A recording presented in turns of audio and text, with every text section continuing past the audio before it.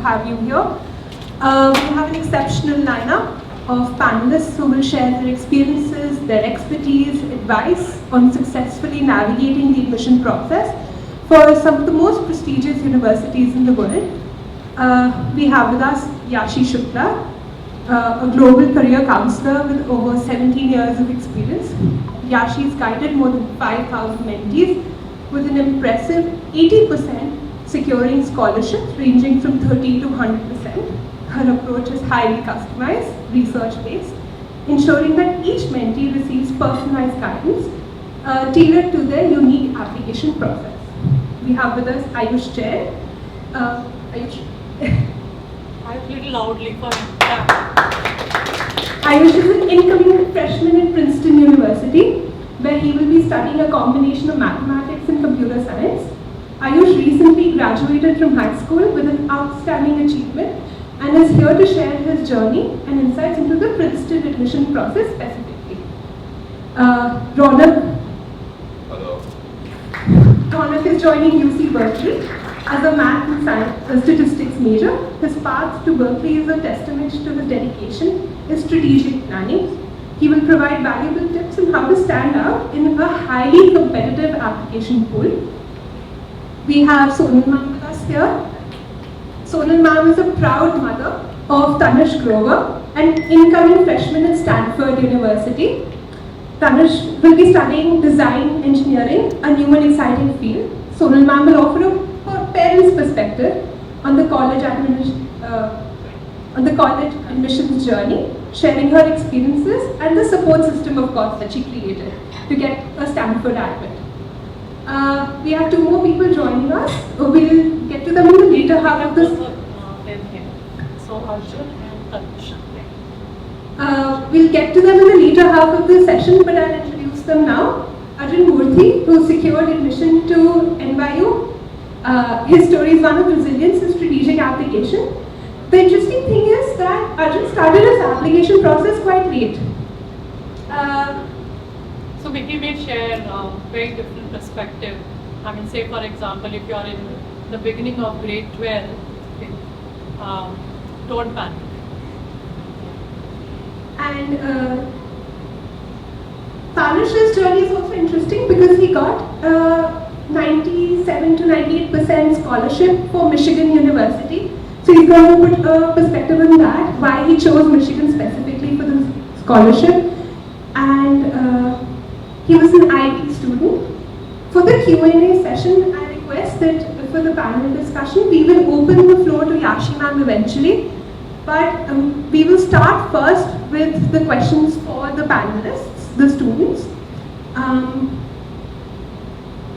If you have any questions for the students, you have notepads in front of you. You could write down your questions as and when you feel like, and they'll get to me and I'll ask them the questions. We made sure to hold this experience to be a little more private and a little more personal and reduce it to about 10 to 12 families just so that we can have enough time for the discussion. Without further ado, Ayush, would you like to begin? Tell us a little bit about your Princeton journey. Right. Hello everyone. I'm Ayush and I recently graduated from the Shriram School Adalvik. And one thing about me is that my application is really cohesive to one subject. So I'm not someone who has too many extracurriculars in the sense of projects, passion projects, volunteer work, service projects, nothing like that. I am just unforgivably math. So until about 11th grade, I was a JE student, so I was taking coaching at Vidya Mandir. But on the side, math is just a subject that really interested me. So in 8th grade or so, I had started taking these Olympiads. These aren't the SOF Olympiads which a lot of you have taken, but rather these are national Olympiads that are native to each country. So the one specifically that I'm talking about is the AMC, or the American Math Competition. So they start taking students from 7th grade for an exam called the AMC 8, and I decided to give it. And the thing about this contest was that it was so different from anything else that I had done. There's almost no syllabus to it, nothing like that. It's just you learn as much math as you can and you take the exam. They can ask you a question from anywhere. And so that's where I started learning math from. And throughout my school journey, I was taking these competitions. So I didn't win any honors till I was in 10th grade or so when I won a top 5% honor, and then I continued doing so in 11th and 12th grade. So this exam then has a second round, which is called the AIME, or the American Invitational Math Exam, which will be given to the top 10 scorers in either the AMC 10 or the AMC 12, which is for 10th grade and 12th grade respectively. So this is a far harder version of the exam, and it is used to qualify people for the next round, which is the USA Math Olympiad. So these exams, they were the main sort of cornerstone of my application. They're a very objective way of showing the college that I have this knowledge and I'm able to use it in this way at these exams. And the thing is, again, since there's no syllabus, the math they are asking is so wide. It's just basically all of high school math without calculus included in it. And this extends far beyond the school syllabus as well. So that's how I learned most of my math. And so I have a wide range of Olympiads that I've taken. So the main ones are the AMC and the AIME. I've taken multiple at the Indian Olympiad too, that is known as IUPM, as well as the Canadian ones, which are hosted by a bunch of universities. And so, given that I had such an interest for math and I had learned so much from these Olympiads, I decided in my senior year to do a research paper.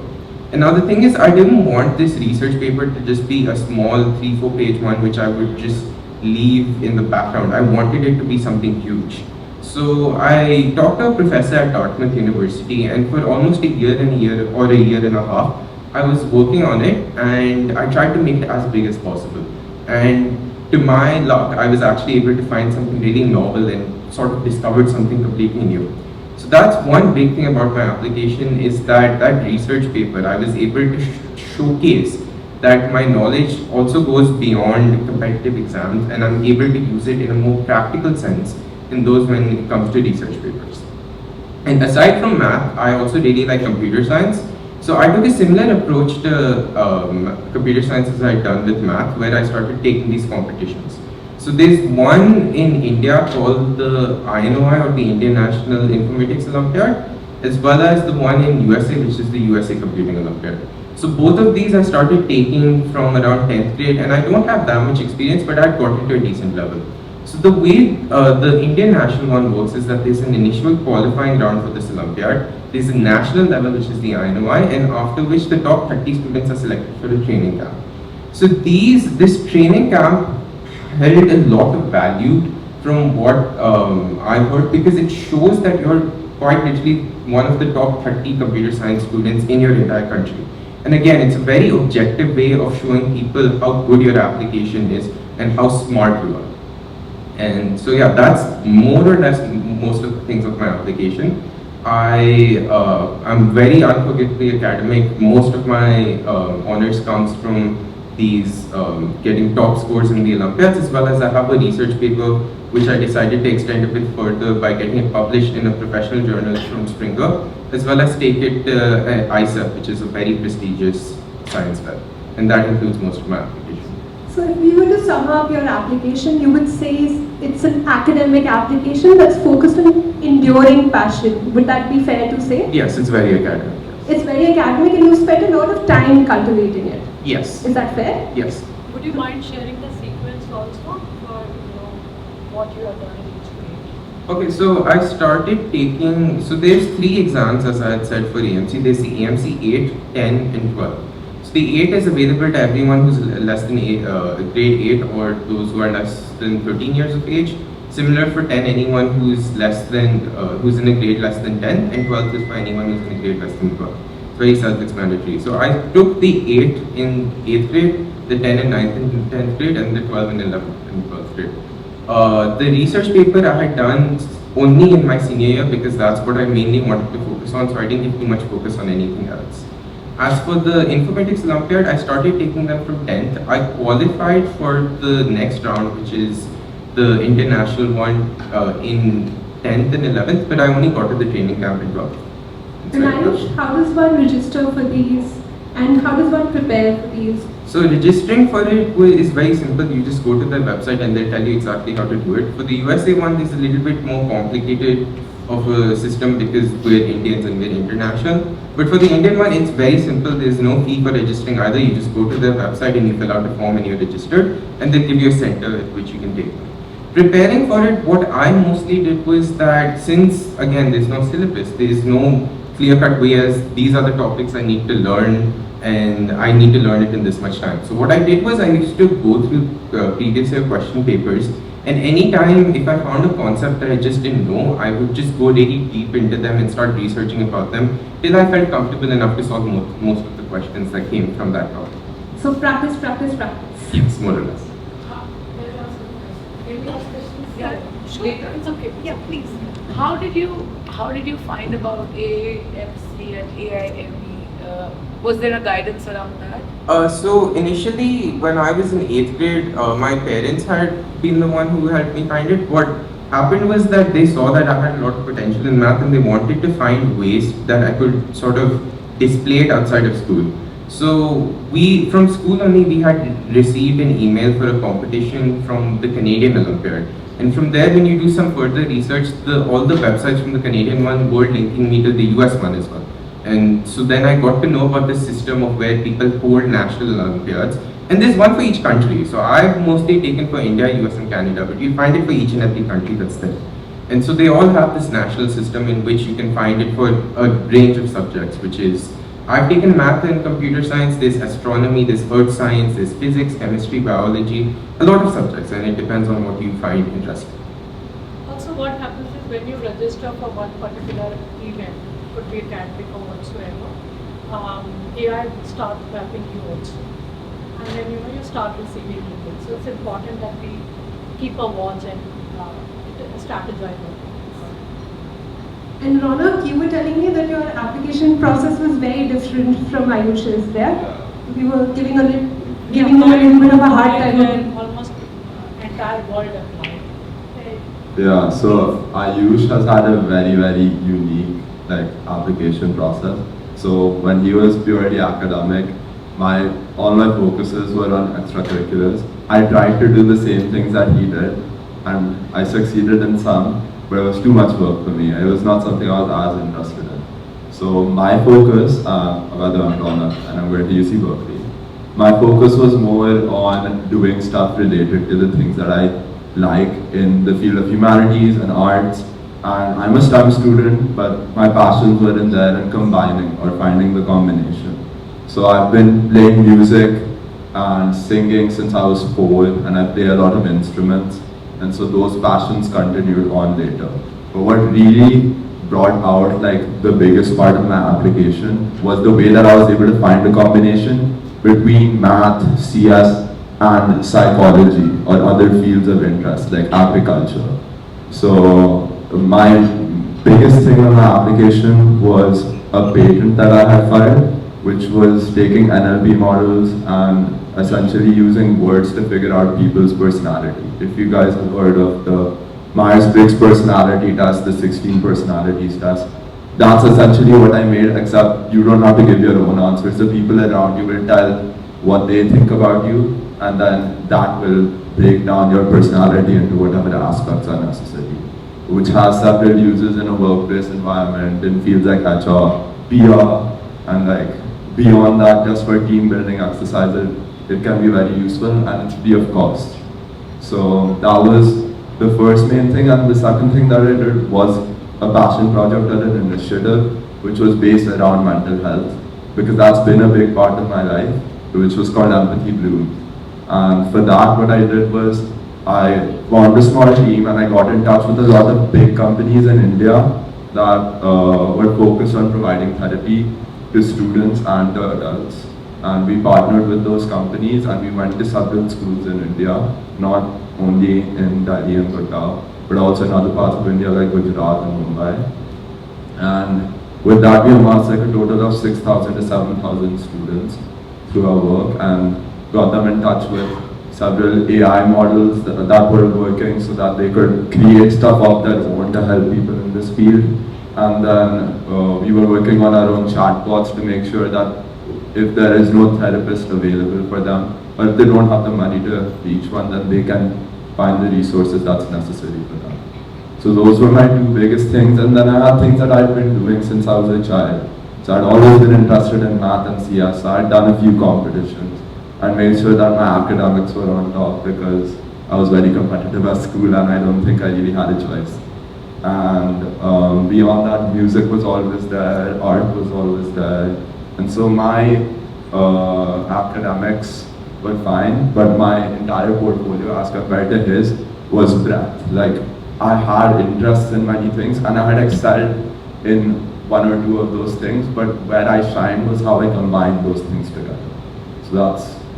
So if I were to sum up your application, I'm sorry to do that with all the hard work that you put into it, you would say that an enduring interest in psychology would be one, apart from the subject. Yeah. A continued theme with your NLP model, as well as the fact that you helped 5,000 plus people. Yeah. So a continued theme, do you think that helped with your Yeah. application? So definitely, I had one big thing that was because the college admissions officers are not going to be like, oh, इसने ये भी किया, ये भी किया. In the finance, I speak in Hindi. Yeah, इसने ये भी किया, ये भी किया, ये भी किया, ये भी किया. They see one thing and they'll be like, oh, that's that math and psychology guy. So if they have that in their head, then that'll be the best. So my first few activities were showing that key. इसको psychology अच्छा लगता है, इसको math अच्छा लगता है. And then the rest of my activities were showing my personality, so that they would it would stick in their head that this is a good applicant. But the main thing was that he likes psychology. And about the art and music, how did that show up in your application and your activities? What were the specific things, if you would like to share? Yeah, so music I've been doing since I was 4. So I had a lot of content up on like YouTube, and besides that I had a lot of awards. So I had won national awards for guitar, and I had self-taught myself how to play the piano, which is like a really nice thing. I had like the highest level award possible for Indian vocal music, and so those awards really brought out, even though they don't know that as much in the US because I only got Indian awards, it's really tough to get the US awards without actually being there. And I didn't go for any auditions because I wasn't applying for music school. And for art, I was trying to make a portfolio, but it got stolen, so I wasn't able to submit that. But I had a lot of different aspects of art shown. I was really into 3D art, like modeling and graphic design. So I'd been teaching that for 4 years, 2 years at Scottish and then 2 years at Sri Ram. And so those parts of my application were really brought out that I do have an interest in art and combining that with CS because you can't do 3D modeling without knowing how to do scripting. So yeah. I'll add something here. A lot of parents contemplate whether they should change the school in senior school years or not. Ronak was in another school till grade 10 and he moved in grade 11. Yeah. Would you mind sharing your experience in terms of advantages and disadvantages? Okay, so when I was switching schools, it was because I switched right after COVID. So in my head, it was like the right move to make. After Scottish, I'd gotten into Sri Ram, Aradli, and then I'd gotten into DPS and a few IB schools. So I had every option available to me. I could go to CBSE, ISC or IB. Because I was in an ISC school before, I thought that it'd be easier to continue the transition into that. But the biggest thing for me was figuring out what my goal was. I knew IB में मुझे बहुत काम करना पड़ेगा. Every day you'll have some assignment here, some assignment there, and you'll have to rewrite everything. But in ISC, I knew that I'd have free time, and then exams के दौरान I'd have to lock in. So I'll have to make sure that I'm just studying for like 12 hours a day. But I knew I could do that because my entire the way my personality is that I focus on one thing at one time and I'm able to do that repetitively for a period of time. So the biggest thing for me making that decision while changing schools to change to what school was how will the course and curriculum and teachers affect the way that I study. And I think Sri Ram was the right choice for me. And beyond that, changing schools did not cause that much of a problem in terms of teacher recommendations. I guess in the terms of getting into council, if you've been in a school for forever, then it's a lot easier to do that because you've already built a repertoire. But when it comes to recommendations, it's very easy to form connections with teachers. if you put in the effort in class, if you even beyond class you show an interest in the subject itself. I made sure to choose subjects that I was really interested in. I didn't like chemistry, so I didn't do PCM. I went for physics, econ, maths, CS. And those were all subjects that I was interested in. So I was able to make sure that even when I have to put in many, many hours to this subject, I didn't have to worry, oh my god, what am I doing, right? So it never felt like a burden. And that clearly paid off. Yeah. I'd request if there are any further questions for either Ayush or Ronak, if you could write them down. Yeah, ma'am, I'll request if there are any. Meanwhile, I'll move on to Sonal, ma'am.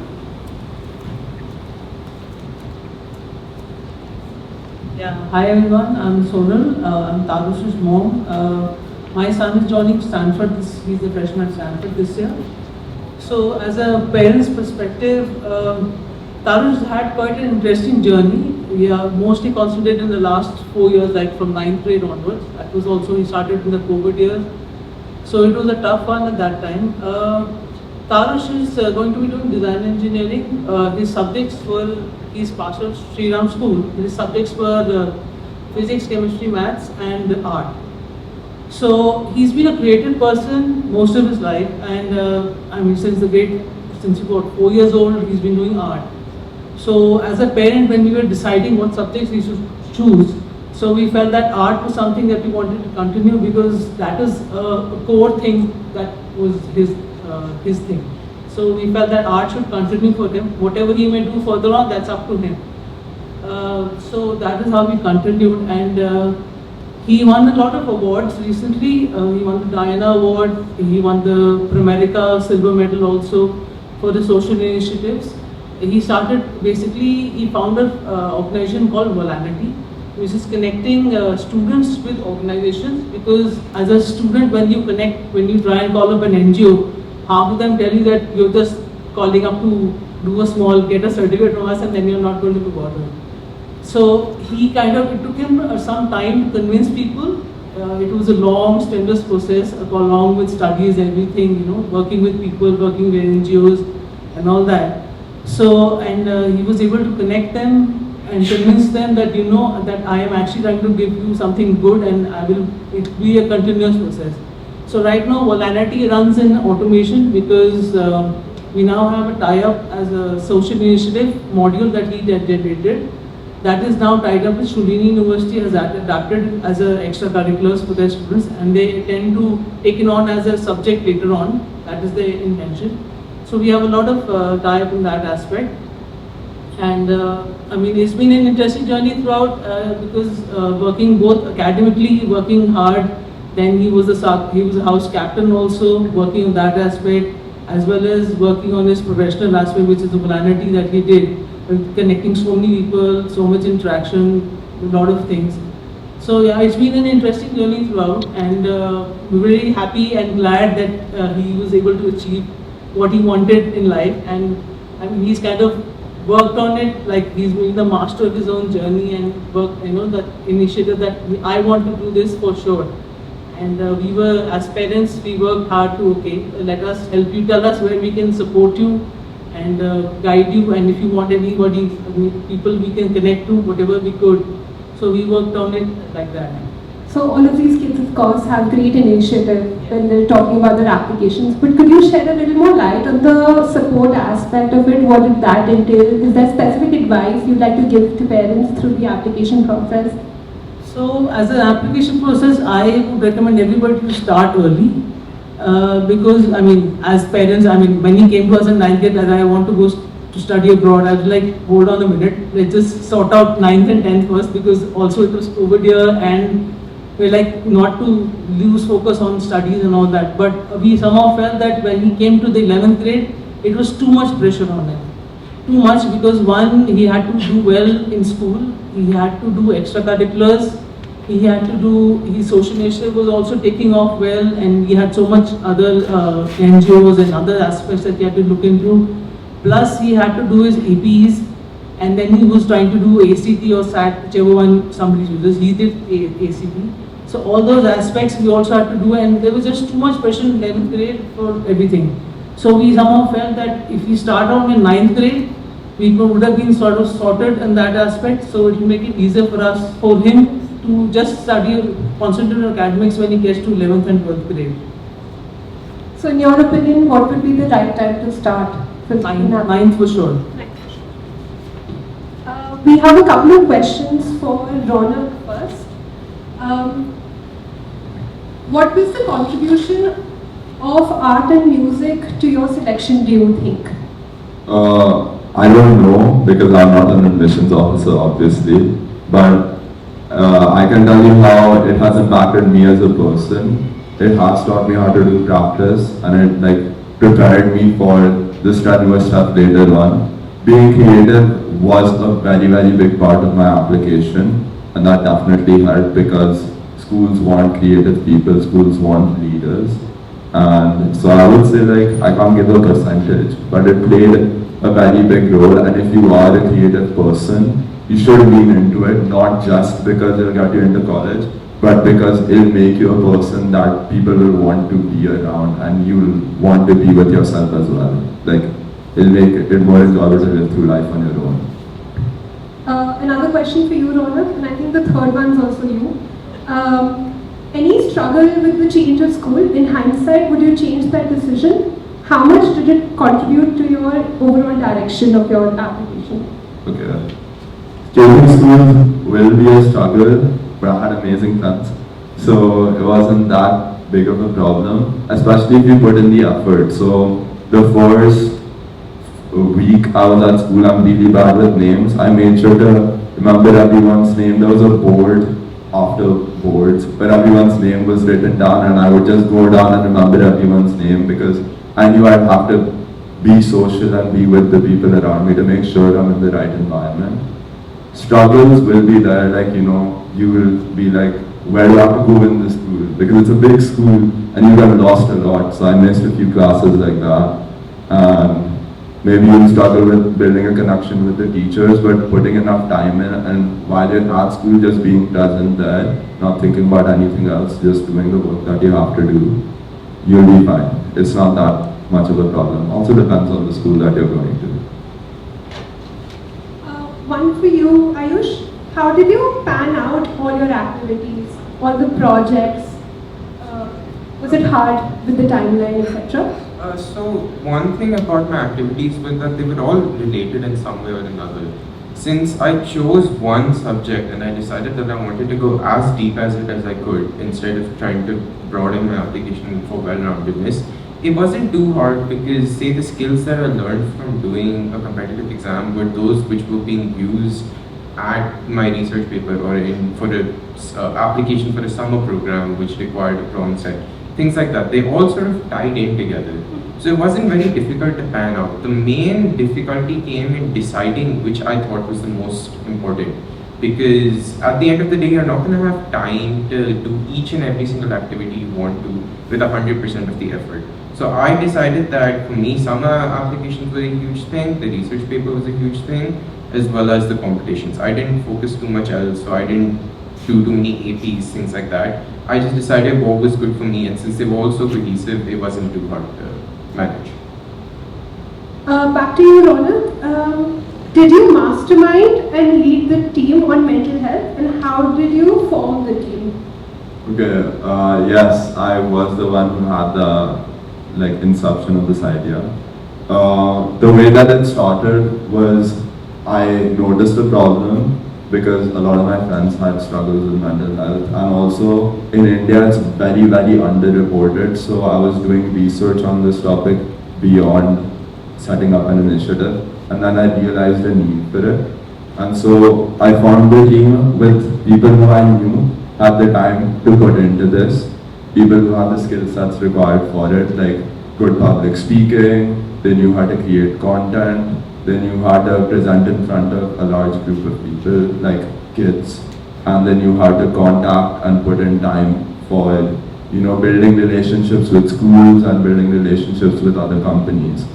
And the way that we built it through was just call everyone you can, whatever connection you have, abuse it, because if you're doing it for a good cause, you shouldn't feel scared about doing it.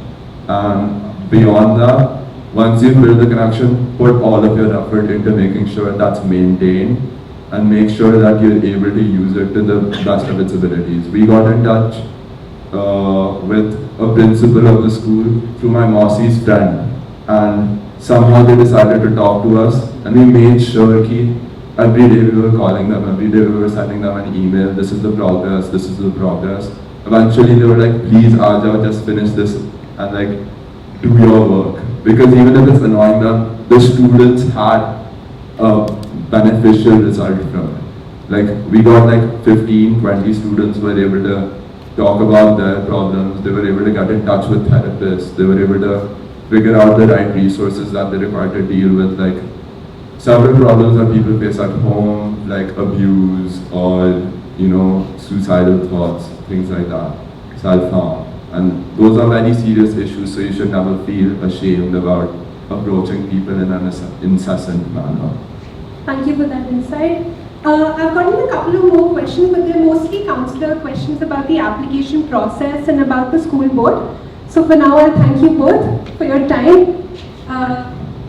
We'll switch to And we'll switch. Would you like to begin? Talk about your...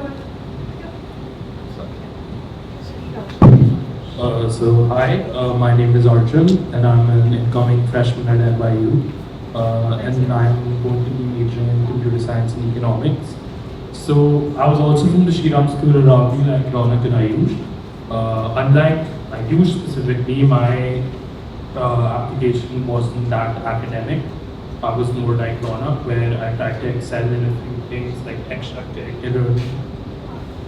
So couple of main things in my application was first, I was doing JEE till I think 11th grade end, so I only started the foreign application process in 12th grade.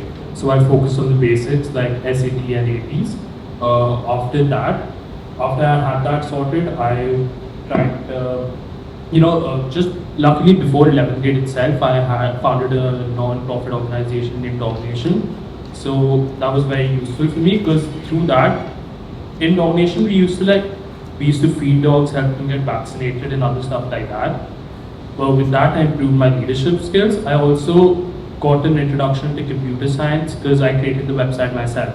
So I had a good idea of this is what I want to do. So in my application, I tried to focus on computer science quite a bit. I tried to do like 2-3 research papers which would show the admission officers that I had an interest in computer science. And then I also did 2 internships, one at HSBC and one at Blue Tick. I think the internships are a good way to show that it's not only rote learning that you have some practical skills as well. So overall, I'd say it's better to have like more holistic profile. It's way better to start early. You shouldn't start as late as me.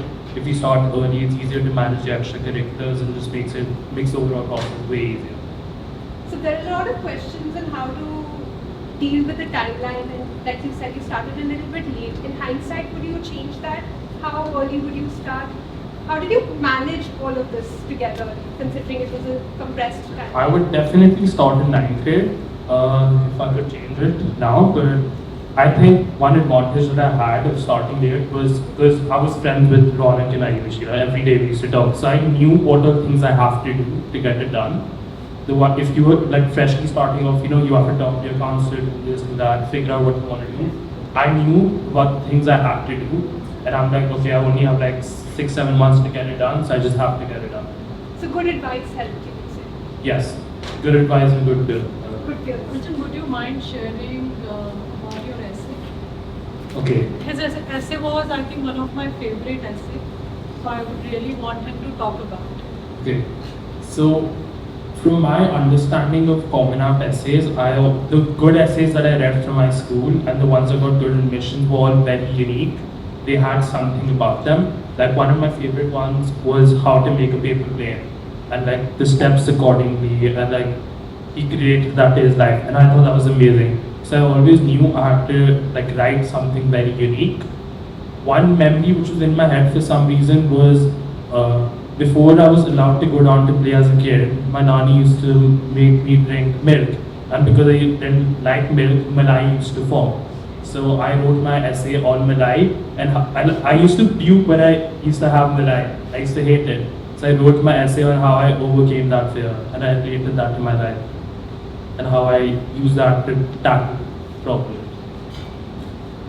That sounds like a good essay. I'd love to read it. Arjun, if I can ask, how Yeah. did that tie up with the application process?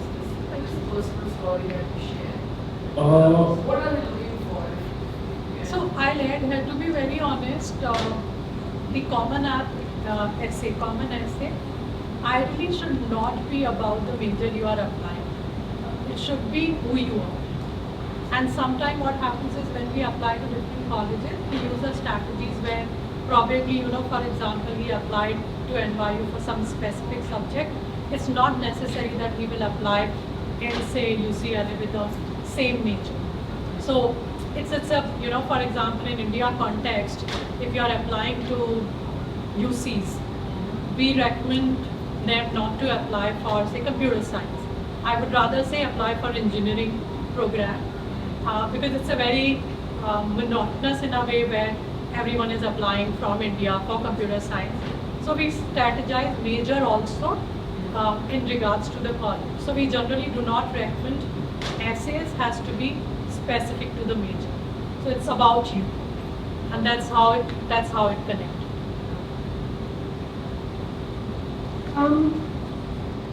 Most of the questions are about the timelines and management. We'll come back to you. Hello everyone, I'm Danush. I'm a rising sophomore, so I'll be starting my second year this fall in August at Michigan State University. So I studied at Scottish International School from nursery till 12th. So essentially I spent most of my entire life there, my entire academic life. So I'll start from 9th to 12th and how I built towards a scholarship of that level.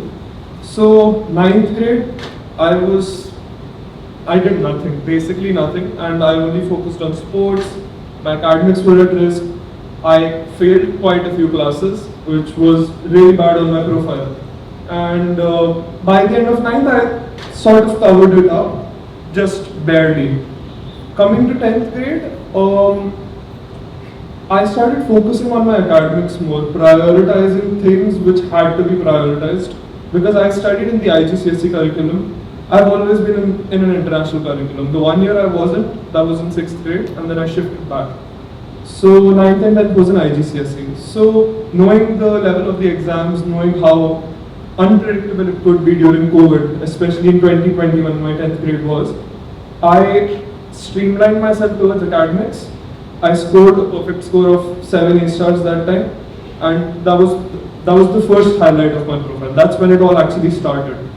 Because that's when I started realizing what all I could put in and what all I could do to get my profile to a level wherein I could sort of help my parents in a way where they wouldn't have to worry financially.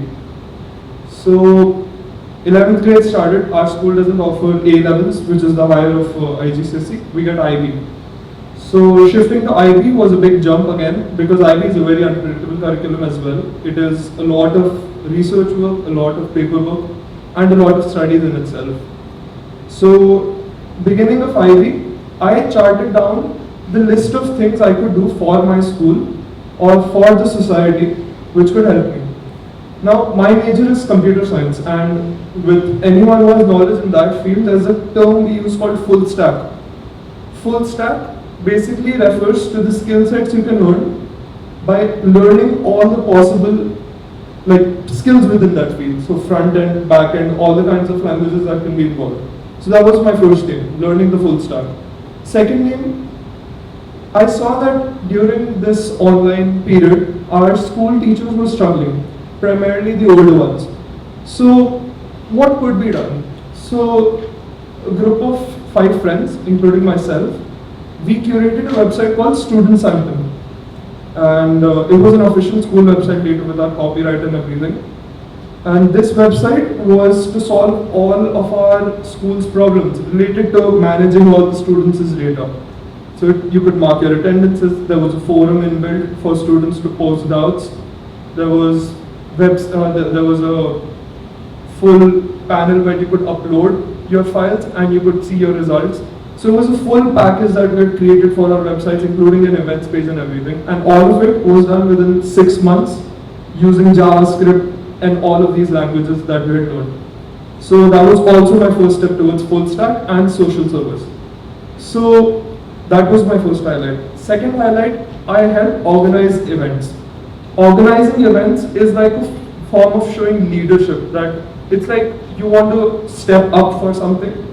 So I organized an event called Shiz Fest in my school, which was around 900 participants, especially in the COVID time, and it was international participants from around 20 countries. So that was a big highlight because I was lead of the IT team and I was also part of the main organizing lead team. So it was basically events like this, and I would say events like this that kind of help you push your profile ahead. Apart from this, there was this one event that my school was taking part in. It was called Harit Green Olympiad by Panasonic. Yeah. So Panasonic is a renowned name, and it was proposed to us by one of our teachers that 5 of us could lead, and it's a national level event. So over this period of 6 months, every month we will get new assignments as green ambassadors of our school, and we would have to go for tree plantations, for electronic waste drives, etc. So over these 6 months, I also took part in that because that kind of showed my awareness towards the environment, towards issues that were prevalent. And that's what I primarily did in my 11th and 12th. Academics, I used to balance out because with IGCSE, I had that experience of the international curriculum. So it wasn't what is that I was kind of unaware of. I knew what to do. So that part I left because I knew I could handle my academics, and I was scoring my perfect scores in 11th and 12th as well. And apart from that, I would say having a good balance of everything. For me, I balanced out sports, I balanced out coding, I balanced out every single thing. Social service I connected it to coding. I did everything in ties with my major. I did social service in ties with my major. I built things around my sports, and that's how I primarily kind of stepped up my application for a scholarship. Apart from that, IB has this one feature called Extend Essay. So it's a 4,000 word essay or a research that you have to write over those 2 years. And I wrote mine in mathematics and cryptography. So cyber security essentially. Now IB, whatever you do in IB is their copyright. They own it after you're done with it. I asked special permission to them if I could kind of take that and propose it to my professors for research in my university, and I did that. So essentially I used my IB research as a separate research paper instead of publishing one, and I put that ahead. They liked it very much, and that's why I'm doing a professorial assistantship. So I'm essentially a research assistant, and I'm currently working on large learning models or large language models. So essentially how they can simulate human behavior in AI field.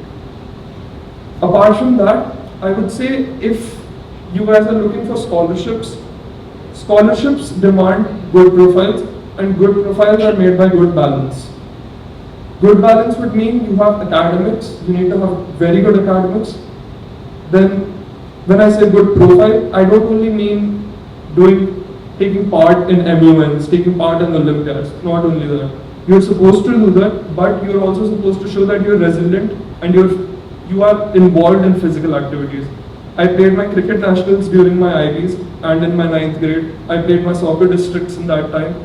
So I kind of balanced out all possible aspects that I could have, because I charted them out in a way in 11th grade, which made it possible. And with Yashi ma'am's help, I could kind of put it ahead in a much more organized manner. I could do things with a lot of time remaining for myself. So it's very essential to ideally work on yourself since 9th grade, which I didn't do, but I would suggest everyone to do it. Because if I could do it in 11th and 12th, there's people better than me. They can do it from 9th. They can do it better, definitely. So essentially, I would say focus on every possible aspect that you can. You have a sport you're good at, go for it. When you're applying to the United States, it doesn't matter. Cricket is not a big deal there as of now. I still wrote it on my profile. It doesn't matter. You're just supposed to show that you're involved in every possible aspect of your life. That's it. So that's it from my side. I think he was very clear from day one. I remember meeting his parents where they said that if he has to go abroad, he will only go on scholarship. So that's how I think we navigated. Would you mind sharing U of T and other scholarships also? Alright, so Michigan State was one odd example wherein I got a lot of scholarship and I also got a job from my first day. I would also say that I applied to a lot of colleges. I applied to Canada, I applied to Australia, India. Did I apply to India? I didn't apply to India, I think, no. Then Canada, US, UK, all the basic countries I applied to, as well as Hong Kong and Singapore. I got a scholarship in almost every college I applied to, apart from one or two, which were not being very liberal at that time. And apart from that, colleges like U of T, I would say. So my aim was in United States when I started my application process. It was more towards UK and Canada. So I started realizing that UK is not very liberal with scholarships either. It's only giving me 3,000 odd pounds, which it's like you can earn that much. That's nothing. That won't really help you decrease that burden. It's not going to help. So we kind of charted these schools out of our picture, and towards the end we kind of narrowed it down towards Singapore, Hong Kong, US and U of T. When I say US, I mean my college where I'm currently studying. So out of these four, how I really decided was, you look at the economic status of these places, first thing.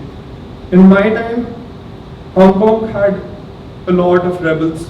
Hong Kong had rebellions going on because of the whole special administrative region of China thing that was happening there. Then Singapore has a work bond attached to it. So Singapore's work bond demands that if you have a 50% scholarship, you work there mandatorily for 3 years. If it's 100, then you work there for 6 years.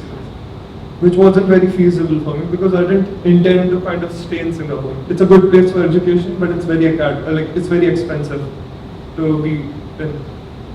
Apart from that, then I charted these two out. So Asia was out of the picture in general. Leaving U of T, wherein my scholarship was 125k, and leaving MSU, where my scholarship was around 160k. Now that 125k, how I evaluated it was that it is a big amount in itself. But you look at how much it is out of the entire amount. So the total cost of studying CS at U of T in the main St. George campus was around 85k. Not very feasible. Given how things were going, given how there's a recession going, CS people aren't already getting a job, so there was really no point of applying to Canada. Now, how I charted it down to MSU was these 3 steps and what I thought of. So, federal schools have a requirement in the United States that they have to place their students, most of them, and they have to accept most of the students because they're federally funded. So it's a federal service to accept and place students. The average package of a normal CS major from our college is 80k a year, $80k. So I kind of looked at the kind of jobs I could get out of MSU. I saw the past year placements, they were pretty good. The highest package was 320 for someone who was working in Apple. Apart from that, I also had a full package. I had the scholarship, I had a job, and I had good placements, places I could be.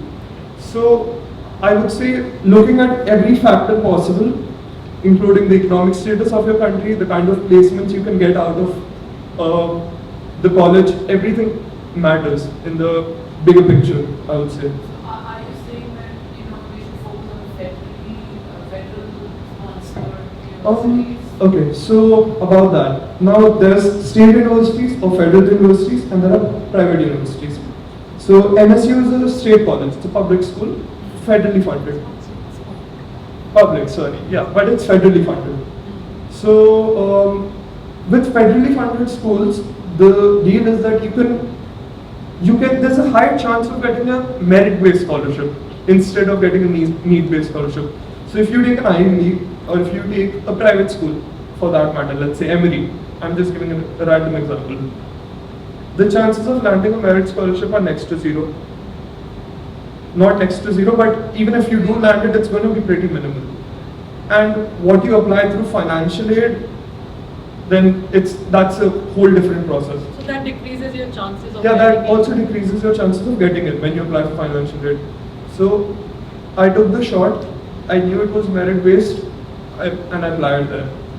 If you look at it online, MSU has an acceptance rate of 83%, but that is cumulative. That is within US and that's international as well. So I didn't look at the acceptance rate at that time. What I did was, again, I researched. You have to search about your college, you have to study about it in detail, and that's how you go about it. Break down every possible aspect of it, maybe flow chart, maybe be like, what all factors can be involved? Kya ho sakta hai? Economic status है country का, there's placements, and then there's other factors that you can possibly list. Try and research about all of them. If it's a check mark on all of these factors, it's a sure shot. And these are very personal choices, to be very honest. As I said, they were very clear that they will only opt for US if it's scholarship. And when I say scholarship, he was very, very particular in terms of scholarship, quantum of the money as well. So he was the one who was calling me after U of T and saying, "Mujhe bas itna hi mila hai." I said, 120K, and you are saying, so he was very clear. I only go when my parents do not have any financial burden of funding. And how did you arrive at MSU?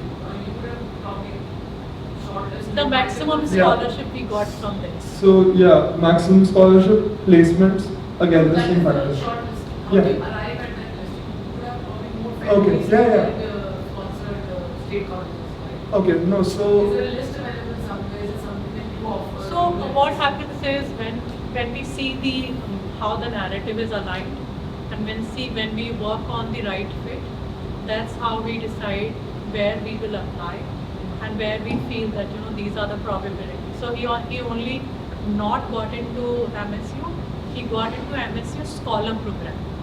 Would you mind sharing something about okay, Scholar? so I forgot to add this very important aspect. Yeah. I applied firstly. My aim, again, as I said, was not United States to begin with. It was UK and Canada. So I only applied to 10 colleges in US. Now 10 might seem like a lot, but compared to other people over in my batch who are applying to 15, 20 colleges, I was like, yeah, main kar kya raha hu? Like, it's only 10. But then it kind of helped me because if I applied to 15, 20, it would have been much more of a ruckus than it shouldn't have been. Then the honors program. This is one thing. So every college, almost every college at least, will have an honors college. An honors college is a higher level college within your university, and if you get enrolled in that, the deal is that you have to take separate classes. There will be requirements. So for me, I had to take 8 engineering classes, engineering as in anything, CS, math, anything, STEM based, in the honors class. So the honors class will be a normal syllabus plus the extra work, probably a research, something like that. So that's how I also shortlisted MSU. Honors was a very important deal for me. I had it at UMass Amherst and I had it at MSU. But UMass Amherst wasn't really a great pick for me back then. So we ended up at MSU because of that as well. That essential reason was very important for me. Yeah. There's a question from the audience. What was your fallback plan? If you had not gotten a desired scholarship, you didn't consider India at all, you were telling us. I had considered schools like Plaksha that were coming up back then, Plaksha Technological, and I was side by side studying for JEE. Like I was like, I would prepare for it. So I'd studied for the physics paper, I'd studied for the math paper, chemistry, I was leaving to God. And I was preparing for it, but I didn't show up for it because by the time I had prepared, side by side a bit, I had gotten it to most of my schools. So like it's basically about the timelines. Right. So from 11th grade I didn't study, but in 12th grade I started studying for my mains. I'm not supposed to say I didn't study. No, but what an incredible journey from almost failing, you were telling us in ninth, Yeah. to teaching college essentially, right? You have an RA-ship. So Yeah. that's commendable in itself. The fact that you, like, I wouldn't say manifested your way into this because you worked very hard for your application, but to not have that backup plan, to have a vision, I think that helped. Would you agree?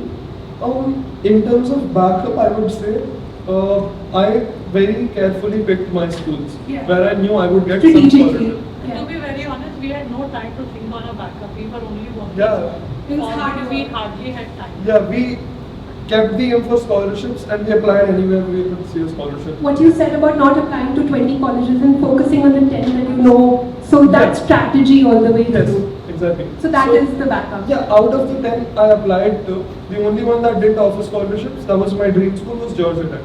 Georgia Tech. Because that's a law they have. They don't give scholarships. So that's one dream school I have. Sorry, I answered the question. So the question behind the question is that, as you already said, right, Georgia Tech was your aspiration school. And what was the reason? I mean, how did you arrive at that? Was there a particular course? Yeah. What was it that was propelling you towards it? Yes, I understand. You didn't have a fallback plan, you didn't have a plan B. Yes, it helps something, but it's a 3-4 year journey, right? So it does cross your mind that yes, what if it doesn't work? And you were very clear that you would go on a scholarship to leave, right? So it's not that you could not get an admission outside, you couldn't get an admission outside, but till the time it doesn't fit into your financial system, you won't go for it, right? So those are the kind of questions that Yeah, so what I'll say is that for the fallback plan, it wasn't very concrete, but I had one. That was JEE Mains. I would have appeared for it, but my admissions were out by then, my scholarships were out by then. So there was no point in registering for it because I had my IB exams like 2 months after that. So it wouldn't really make sense because एक international curriculum है, एक Indian curriculum है, दोनों की पढ़ाई बहुत separate थी. So I did prepare for it, but I didn't show up for it because it wasn't needed. So that was my fallback. Now, apart from that, I'll say that Georgia Tech, how I made that my dream school. Georgia Tech was my dream school because once I had a look at the list of schools, the top schools, right? MSU is 31st. So what Yashi ma'am told me was, if you want good placements, top 50 is the way to go. I was like, okay, MSU is 31st right now. Georgia Tech is usually in the top 10 or in the top 15. So it's a very prestigious college and I'm pretty sure most of who have to apply to STEM would know about it. Now, Georgia Tech was one of my reasons because my aunt stays 20 minutes away from there. So it was commute basically. And if you, like, in general, it's a very prestigious campus. I visited in 9th grade when I went to the United States for a vacation. And I just liked the vibe over there. I could see people just working on things. It was just the kind of place I would want to be at. Yeah. So if I was to basically what you say placement was your criteria. Somebody close by, like you had the comfort that yes, somebody was there. Those were your criteria. It's not that something that you are aspiring to do as a future job or something, but it's primarily more better prospects and something that you can easily get to. Those were your primary criteria of actually picking that up. Wait, I didn't get that. Could you come again? So you're picking up Georgia Tech will say that it is high placement and also convenience in terms of waiting through that 4 year journey because there's somebody very close there, right? Yeah. But it's not something that this is a particular course which actually helps you to get your dream job or something that you are aspiring to be. It was a course that could because, okay, so you also have to look at the kind of shift that is going on in the United States, right? So the shift is from the west to the east right now. Okay. People in the west are losing jobs. What people are saying is the new Silicon Valley will be towards Texas or Atlanta. Sure. Atlanta's in Georgia. Sure. So the Atlanta downtown is right opposite to Georgia Tech, and Georgia Tech's placement happens from their own square, Sure. which is all of these companies like Coca-Cola, Comcast, all of these big companies there. So the placements there are already like whatever is going to be picked for them. It's like they just have to go across the road for the best students in STEM. Understood. One of the best in the country that too. Sure. So placements in any place are going to be good. Now it also depends on the kind of market that is there in that same state. In Georgia, it's a good mix of software firms and a good mix of every company that you can find.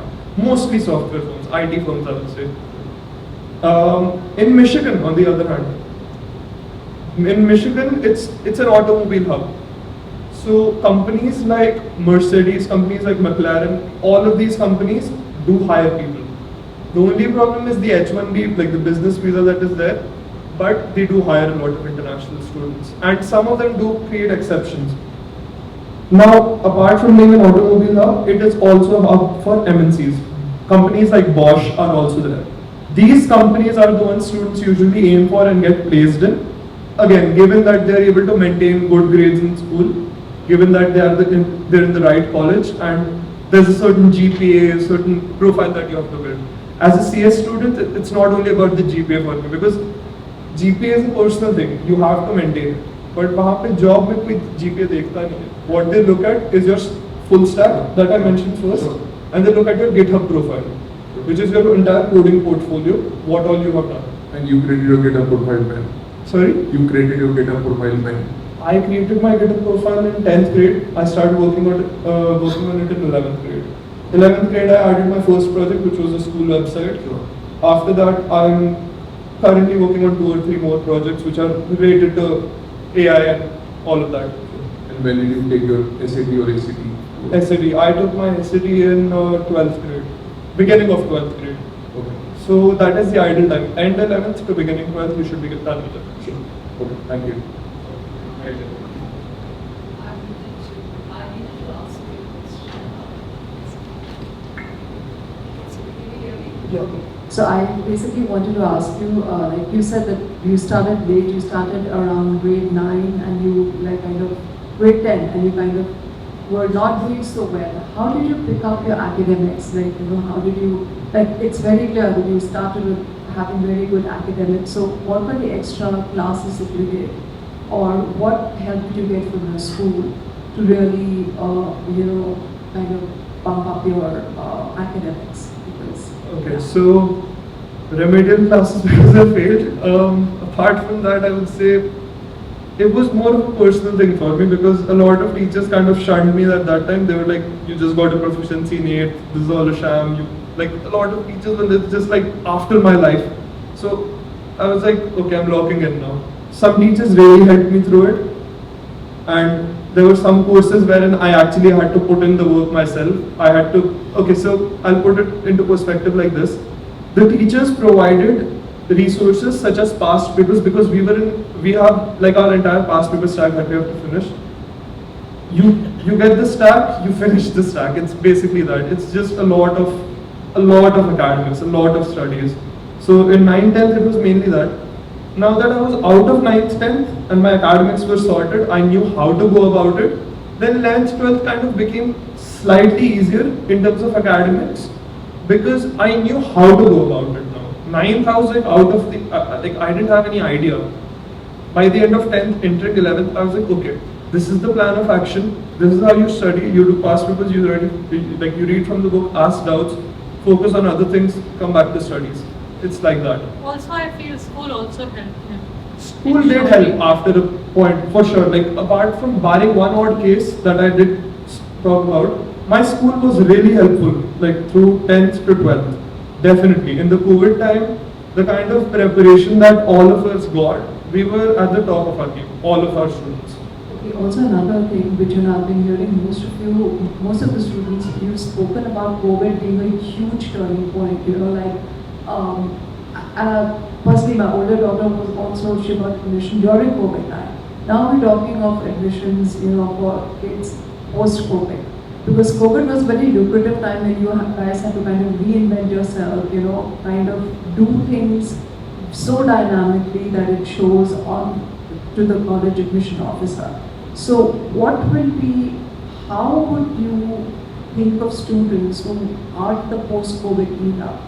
And you know, in the post-COVID era, like we are applying in times when we don't have a situation like COVID, God forbid. And what, in which unique ways, you know, can a student think of creating some kind of value or, you know, personality, something which will be helpful for college admission? Alright, so I would say college here. उनकी requirements वही रहेंगी Covid के बाद भी Covid के time भी. The only deal was they just had a relief fund during COVID. They had a relief कि वो पूरे guidelines थे that the acceptances had to be bumped up by a bit for some colleges. That in the sense कि it becomes easier for children. So essentially, the acceptances will be a little tighter, not a lot, so it's nothing to worry about in that sense. But the other aspects of it, which are basically your profile, everything, whatever balance I spoke about, that had to be there during COVID, that has to be there like at this point. Especially at this point, it's better if you show it now. Because COVID ke time, people could still give you a benefit of doubt. Ki, okay, you may not have, opportunities nahi thi, you were in a lockdown, and especially India at that time, kitna massive tha yahan pe.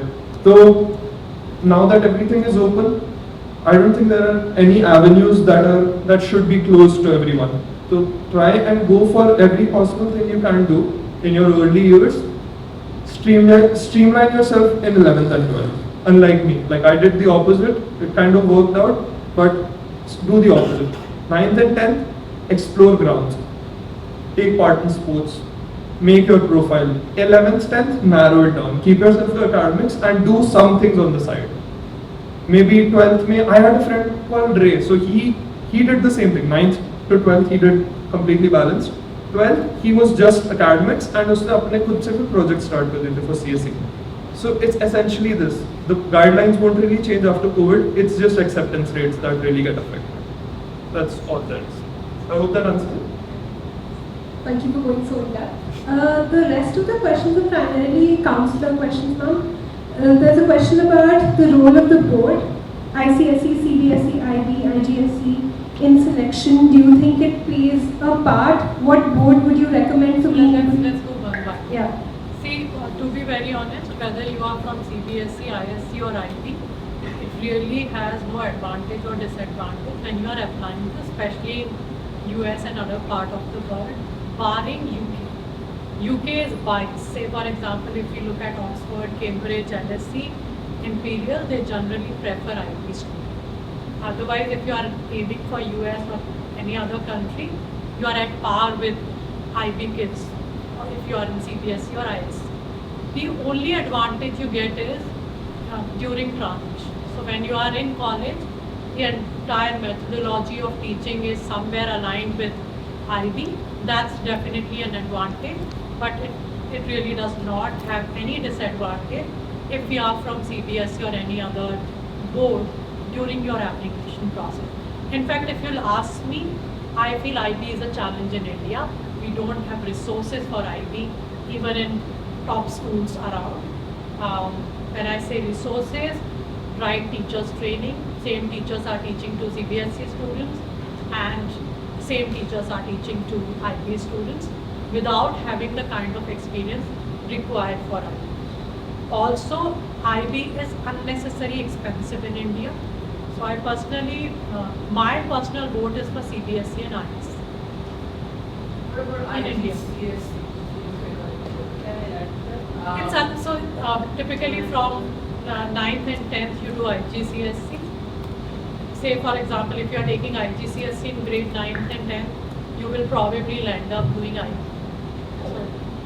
So I personally feel if you are clear that you And that guys should want be to, the mark? that it does not really add. I mean, IB is tsunami. IB is It's it's a lot of work. It's a lot of Basically, work. a lot of students who can't balance it out, they will end up in a burnout by the Yeah. end of it. So it's easy to score 98% in CBSE or ISC, but it's difficult to score 40 IB has a 41 in different IB. scoring pattern. It's on a scale of 1 to 7. So all of these are bands. 7 is basically, let's say, 90 to 95% के लिए, and it's basically in percentage bands. So that percentage band is set globally. और globally 3 time zones है, time zone A, B and C, respectively North and South America, B being Europe and C being Asia and like Asia and parts of Russia. So C वाला जो band होता है, जो हमारा band है, especially India में, that is always going to be pain. That is always going to be a pain because your direct competition is Singapore, Japan, Korea, and all of these Asian schools. And with all due respect, I don't need to demean any Indian student, but the way they teach there, in terms of the rigor and in terms of the facilities that can be provided, is much different than what we have here. So it is much harder to score in our grade, like in this whole time zone C that I'm talking about. But apart from that, if you do it internationally, again as ma'am said, prices are going to be perfect. अच्छे खासे resources मिलेंगे in the sense that they give you the right technologies to work with, and yeah, that's all there is. And IB kids generally do not have really enough time to focus on their profile. This is the struggle I always feel. They have all subject, IEA is extended, essay, CAS, TOK. So I personally feel if you are aiming for overseas education, I think CBSE and ISC is a safe bet. And the IGCS, so sorry. And then again, it is contextual to which school you are. There are few fantastic schools. They have great resources and infra for IB. So I think that also plays a role. The IGCSE. So Arjun was from ISC. He can elaborate more on ISC. So If he felt something. Even Tash was also from ISC. My son did ICSE, he didn't do IB. Okay, and we felt that one we felt was that because he was in Sri Ram school throughout since PV's nursery. So we felt that continuing the same school made a lot of difference. Plus he was good academically throughout his entire course of journey. So we felt that even we didn't see it as a point to move him to IB at that point in time, because I felt that it was continuing it with the same school, same environment would be better. Teachers, obviously we knew all the teachers by the time he got to 10th grade. So that rapport with the teachers was very good. So I felt that was something that we felt. So in fact, I have a younger son also who's right now in grade 8. So for him also, we came to a turning point, like because Tarush got into Stanford, so we thought that okay, we should maybe change the younger one to the other school. Sriram also has IB and IGCSE.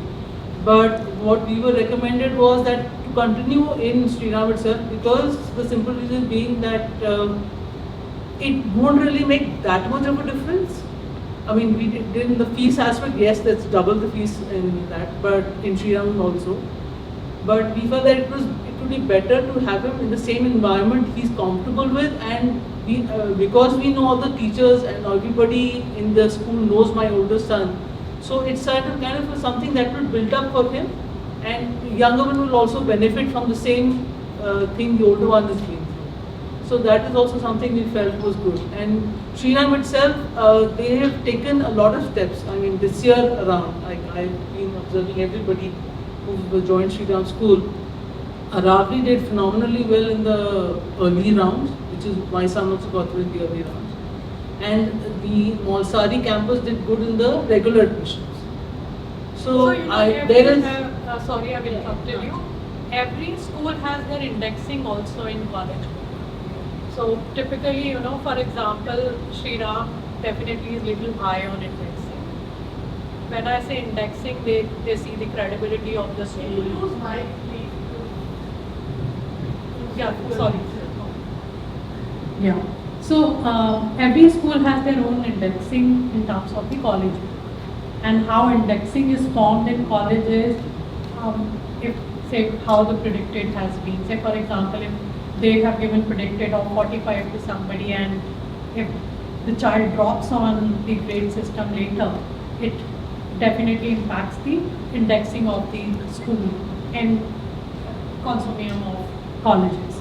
So typically if someone is changing a school, it's also important to connect with the professional and understand the indexing of the school as well.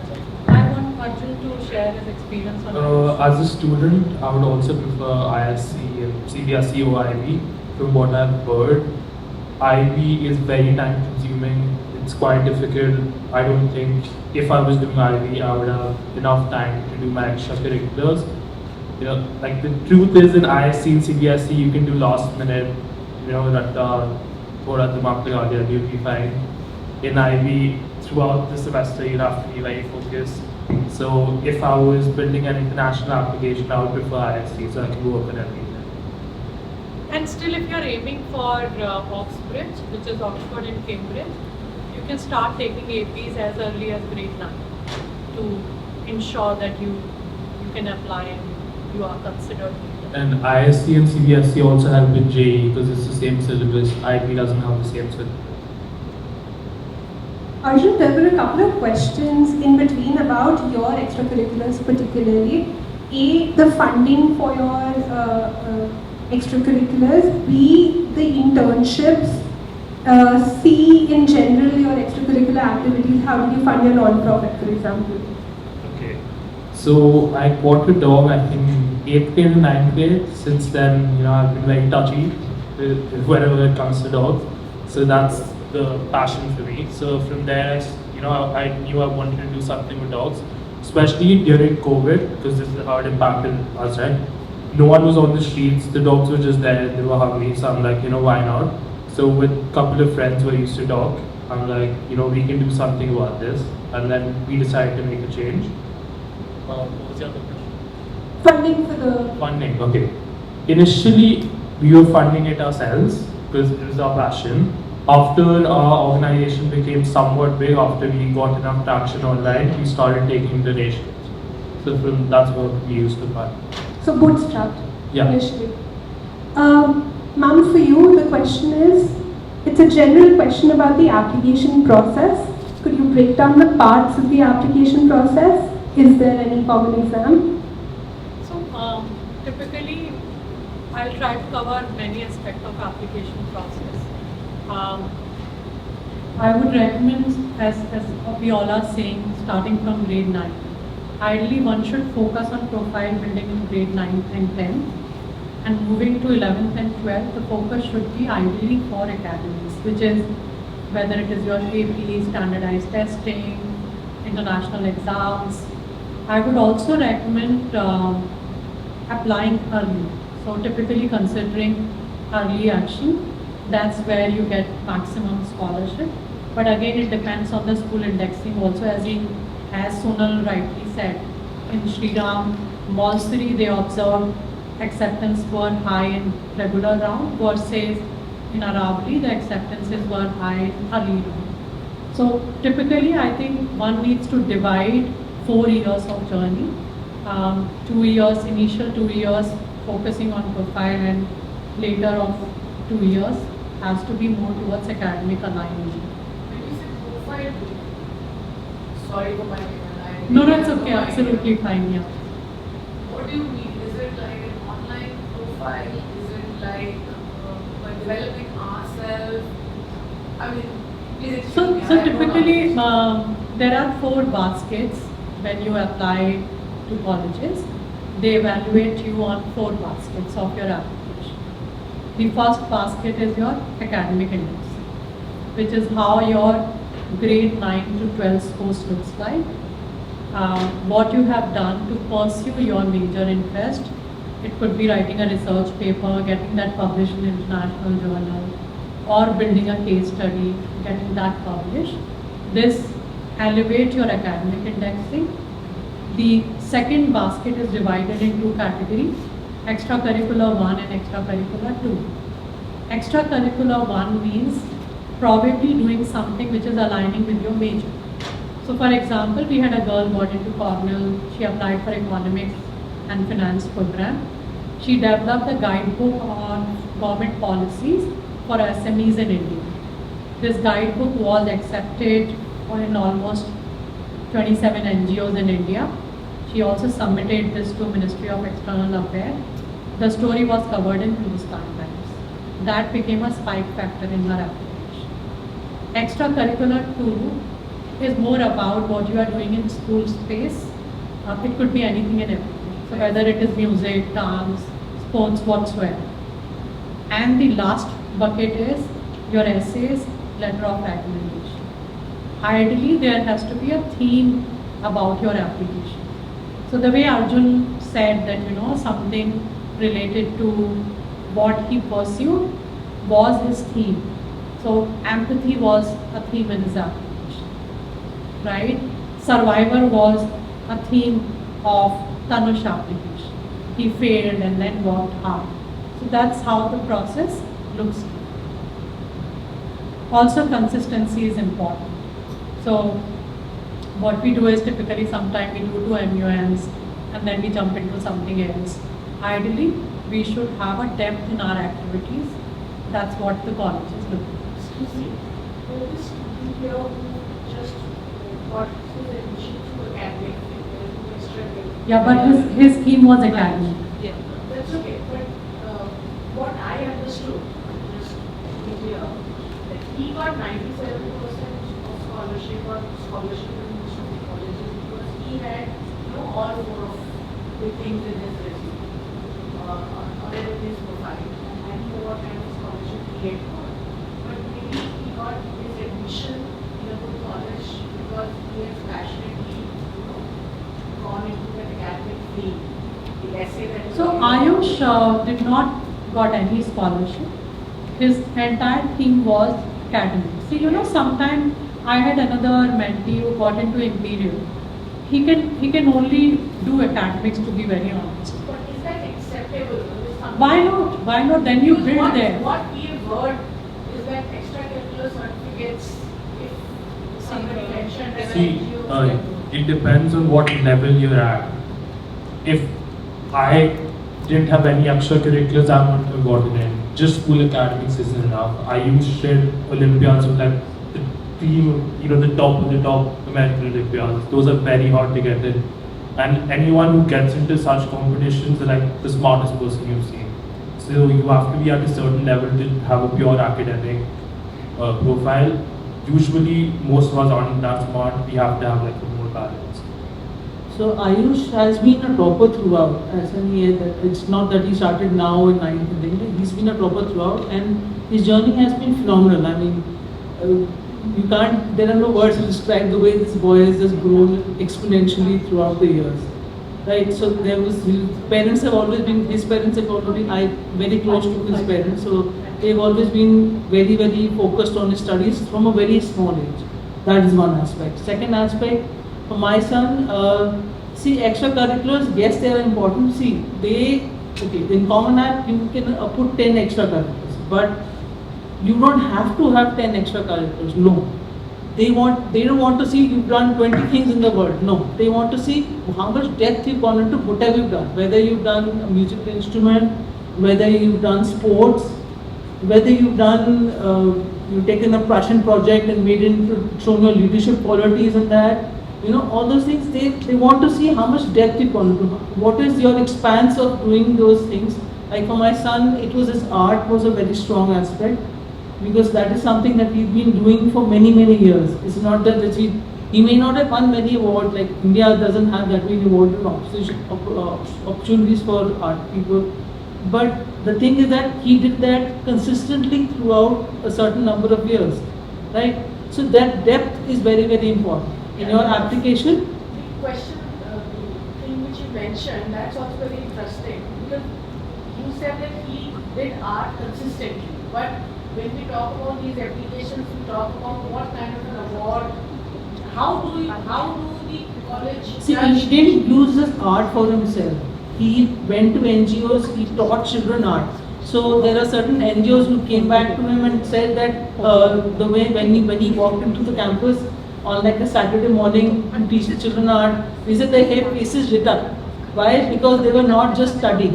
See, हम NGOs हैं कई सारे, but उसमें क्या होता है बच्चों को आप EWS वाले बच्चों को आप सिर्फ पढ़ा रहे हो, right? But this is an extra curriculum. Like he had a bunch of his friends. Somebody was teaching the children a little bit of dance. Somebody was teaching taekwondo that they knew basics of taekwondo. Somebody like he went to teach them art. He taught them how to draw. Okay, let's take a theme. Today you draw this, or you draw that. They were enlightened by it because it is something they also liked. They didn't just want to come to the NGO school to just study. So him going there, bringing a different aspect, extracurricular aspect for them, it also helped them. And in reverse, it helped him also because it gave him more confidence in what he believed in. Basically, his art passion was shown to be teaching in NGOs. Yes. There is no award, etc. as you mentioned. No, but he was able to take on his project differently. He got a grant from MIT. Salt grant gave him a award for his grant when he was in 10th grade or 11th grade. And then he also, further on, when the school put his application forward, he even got a Diana Award for it, for this whole social initiative of taking out opportunities. This whole passion project of his gave him a lot of leadership qualities, showed him a lot of growth, showed him what he's, So, the small steps, like I said, there were a lot of backlash that he incorporated. I mean, he got from people when he went to approach NGOs, but then he did not take them as something that would pull him down. No, he looked at them as stepping stones to move ahead. There are always things that are going to pull you off guard, and there are things that will keep pushing you forward. It's up to you how you change your mindset, and you keep pushing yourself forward to move ahead and grow and learn from all those mistakes or anything that comes your way, and then you move ahead in your life. That's how I feel. Yeah, I really like your details. How involved were you in the process of mother? I mean, I'm not sure. Because I'm standing there. I'm to understand what it takes. Yeah, so like he used to come back and tell me, Mama, this person was so rude to me on the phone. I mean, I really don't know, am I doing the right thing, am I doing the wrong thing? I said, beta, this is life, right? At the end of the day, I think in the past 2 years, he was an introvert child. He was academically very good. Art, as you know, the children who are very quiet and in their own world. That is the kind of person he was, right? But he changed himself. He brought himself forward. He grew in his knowledge. He grew in his confidence because he interacted with a lot of people. Lot of interactions with NGOs, lot of people that way. I'm curious, were you also going along to these places with him? No, he was doing it on his own, but yeah, initially, yes, especially when 9th, 10th, I was working with him, I was going with him, but beyond that, it was his own journey. He would go ahead, he was cold calling people himself. I had no interaction with any NGOs. I would only ask him, okay, let me know where you have to go, when you have to go. I would go along with him, even if I don't go inside, I would probably just drop him there so I know where he's going, what he's doing. Yes, I was his support system, but I felt that, it was something that, it was a journey that he was planning out for himself. And I was trying to guide him and help him in whichever way. So whenever he came back with something that, okay, I'm getting stuck at this, I said, okay, let's discuss this. Let's discuss it with my husband and myself. We worked on it, discussed it, okay, let's see how we can move this roadblock and we can move ahead. So that is how we, as parents, we supported him and we grew in that knowledge. But there's no set formula. Yeah, there's no set formula. There's no set formula. It's always a hit and try. Some things click, some things don't click. So you have to keep trying. And play on your strength. If you love dancing, dance. That could be your spike factor in your application. There's one question for you. Tarush, yeah. You said, I think she asked the question, but my question is very specific to maths and sciences. You fail in rhymes. That's what you're telling. And it is a 2-year syllabus for international board. And the subject, maths and science are too fast. The syllabus is too fast. CBSE is only 11 chapters now after COVID. But in international program, 25 chapters to give exams. So how did you prepare for maths and science specifically? I don't say that other subjects are not difficult, but I think... So I'll be specific about it. I failed my additional math class, which was an advanced course, and I had D's, so which was pretty much failing. You didn't drop it? I didn't drop it, no, I did not drop it. But the point was that if out of 11, 10 could do it, why not that one kid? So it was just a lot, it was a lot of practice. Like I said, right, 10th was COVID, I was in my room, I was in my house, my own comfortable space. What was stopping me? You have a printer, print the papers out, keep doing it. That was it. That's all I could do in 10th grade. I mean, it was full lockdown. So online classes, wake up in the morning, you do those classes, they tested you, like online tests होते थे. But how good of a measure were they? वो तो फिर सबको ही पता होता है. Like online tests don't really help, in my opinion. Just one more thing, when you pass papers, basically what is happening is your syllabus is not finished in 10th, when you start in 10th, right? And Yeah. in your case, you don't even know what is being done in 9th. So, how were you attempting those papers? How? So, I also put in the fact that by the end of 9th, I was doing decently in some subjects. So, clue था कि क्या है, I just had to put it into the picture. So, essentially what my mom did was, she said you can streamline things from here now. So I made a spiral करवाते हैं, तो मैंने एक spiral chemistry की करी, एक physics की करी और एक math की करी. जो बाकी subjects थे, I was pretty decent with them. Languages were like not my weak spot. Sanish, you make a very good point about languages. Does that knowing multiple languages in school, learning Spanish or French, do they have any kind of bearing? I learned only Hindi and English, but Does it have any bearing, do you know? not really. I mean, if It you depends.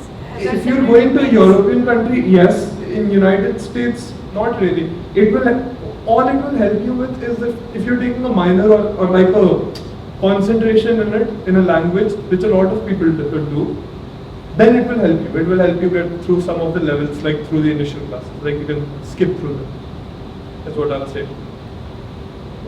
Okay, so sorry. Maths and science papers, Yeah, so I kind of divided them with the help of my mother, and she said, "Abhi tera syllabus हुआ नहीं है. You do आगे का. You study yourself and you keep finishing them. जितने हो रहे do it. Whatever is getting left, revise from it. Because that kind of helps you. Okay? So the deal is that you may write your answer correct. Your concepts will be right. But Cambridge or IB में दिक्कत क्या है? You have to put it and phrase it in a way so that it gets across to them. उनको अपनी marking scheme के हिसाब से answer चाहिए. आप ऐसा नहीं कर सकते हो. आपको 2 लाइन देंगे, आपको 2 लाइन में लिखना है. उस डब्बे के बाहर लिखना है, your marks are finished. It's a scannable paper. So it's kind of building a habit of writing those kinds of answers which my teachers were marking me down on, and kind of building a good habit of getting into the practice and types of questions that could come. The more practical questions that could come.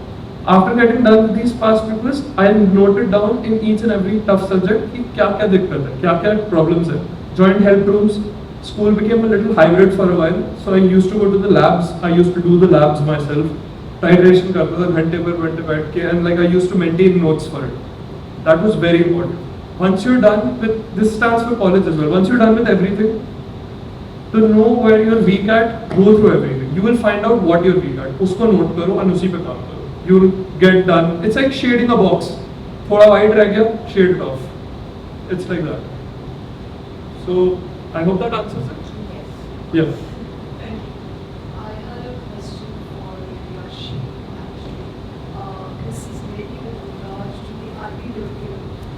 From whatever I have heard. Hi. So this is regarding the IB curriculum. So whatever I've heard from all of you here is that the ICS and the CBS, CBSE, so basically are ICSE when you do yeah. 11th, 12th, it's called ISC. So Okay. to make it simpler, CBSE, ICSE, IB. Okay. So far what I've heard is that the resources in many schools for IB are not that great. And we are looking at an IB school. So what is the additional, I mean there are a lot of good things which we've heard about the other two boards, but what if the child is, an IGCSE student studying overseas and coming to India only for the IB curriculum?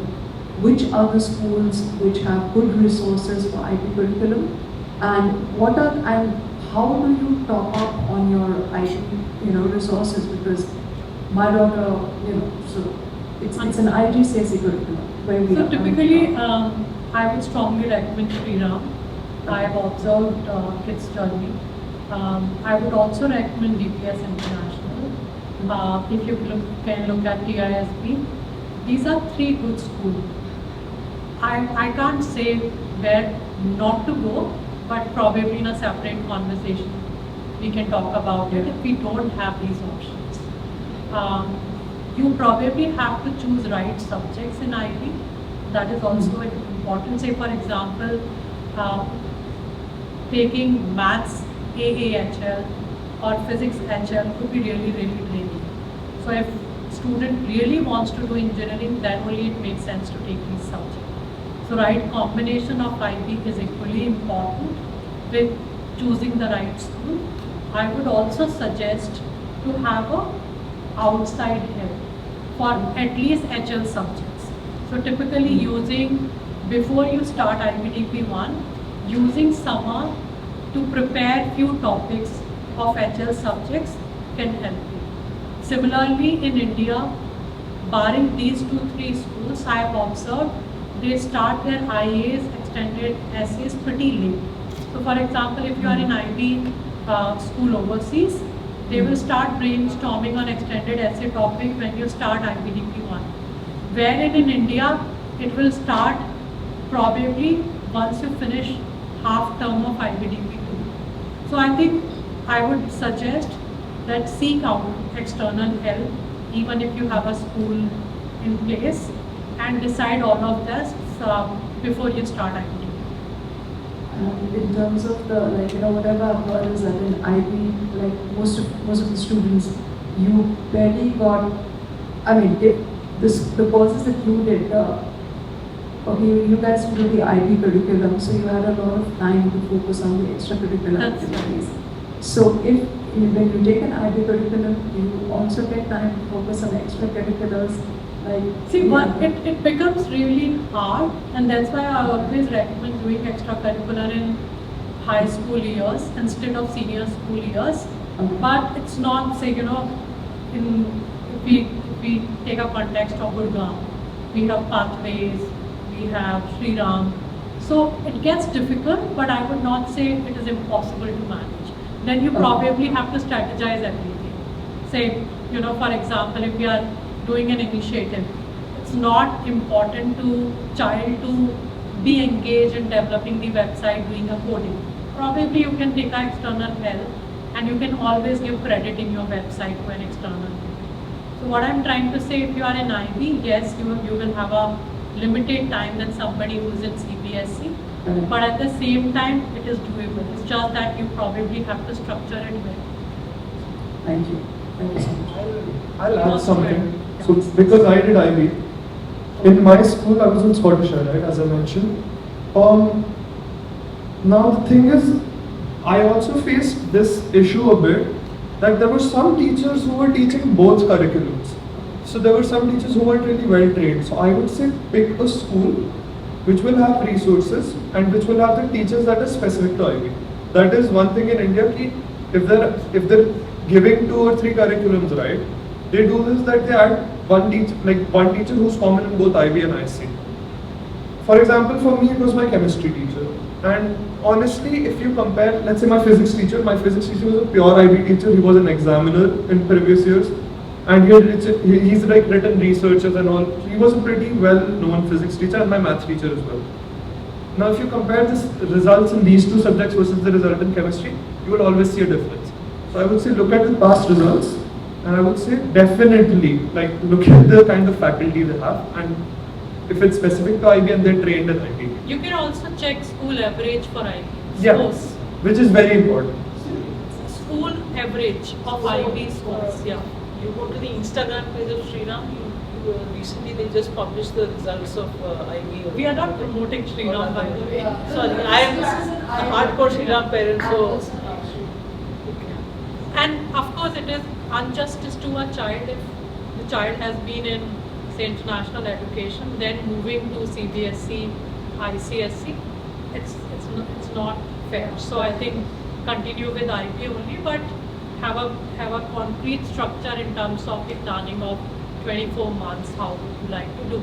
So for example, IBDP 1 summer should be focused on identification of right tutors for HL subjects, ensuring you know what will be your extended essay topic going to be. And once you finish your IBDP 1, the summer should be utilized for college essays.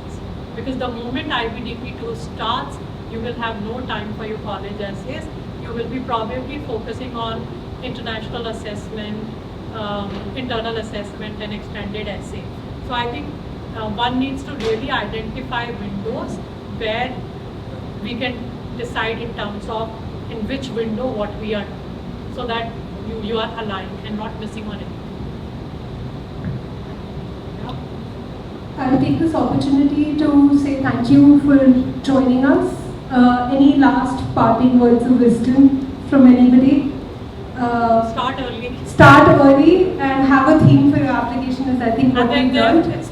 it looks complex, but it's not a rocket science. So be at ease. and not rocket science apparently. Thank you so much. Thank you for your time. All the very best to all of you. Thank you.